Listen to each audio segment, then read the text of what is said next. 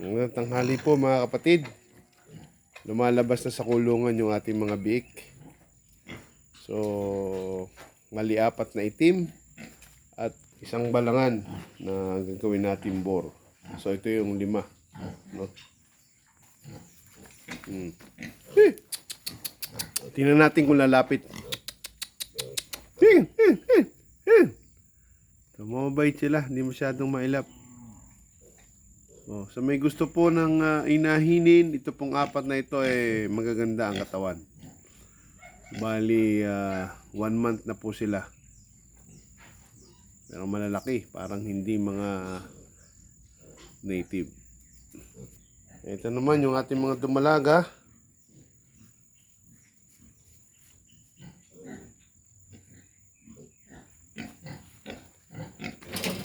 Hindi. Ayan. Mukhang okay din talaga. So, mga 1 buwan pa. Pwede na natin pasimulang pakastaan. So itong isang to, hindi talaga siya nagkandi. Pag hindi ka talaga nabuntis, kain ka sa Pasko. Na-warningan na kita eh. Tigas ulo mo. Ito na yung ating Quezon Black. Malalaki na ang tiyan.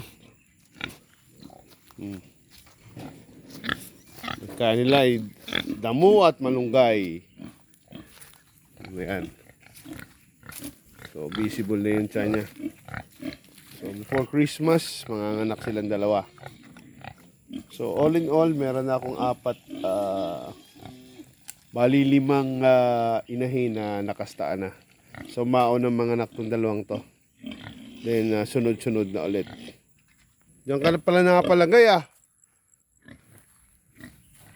Oh. Patali ka dyan. Ito yung bore natin. Oh, galit ka na ba? Gagawa kita ng kulungan. Anyway. May reklamo. Sige.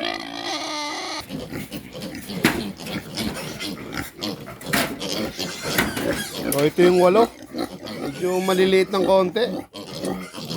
Parang pang lechon de leche lang ah. Medyo hindi maganda yung kinalabasan. Anyway. Ingay-ingay. Ano, ingay nyo ah. Oh, gumanda ka na rin. Humabol ka na. So, here meron tayong 11 na for sale. So, maliliit pa. Hopefully, bago naman, may almost 2 months pa to. Abot pa yan. Kaya pa yan. Pakainin natin ng medyo masustansya. Ano? Payat-payat mo ah.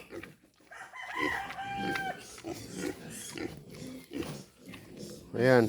Yung ating 2 inahin na native. Gutom na. Salamat po. Pakakainin natin yung ating mga inahin.